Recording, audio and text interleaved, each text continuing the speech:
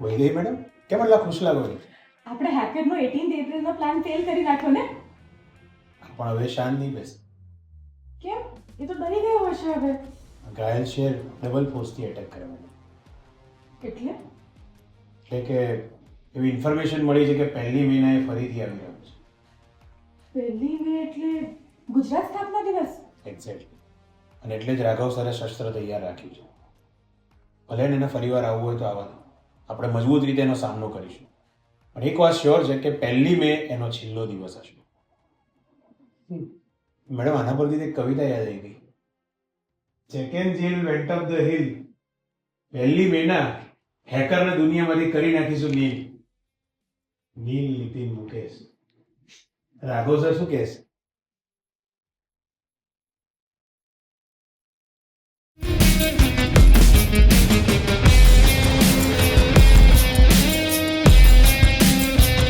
અમારી ગુજરાતી ફિલ્મ શસ્ત્ર હવે આવી રહી છે ગુજરાત સ્થાપના દિવસે. એટલે કે 1 મે તમારા નજીકના અને દૂરના તમામ સિનેમાઘરોમાં. આવવાનું ભૂલતા નહીં. હા મેડમ, એક કવિતા યાદ આવી ગઈ. એ બધું ફર્સ્ટ મે. તમે આવી જજો. હા.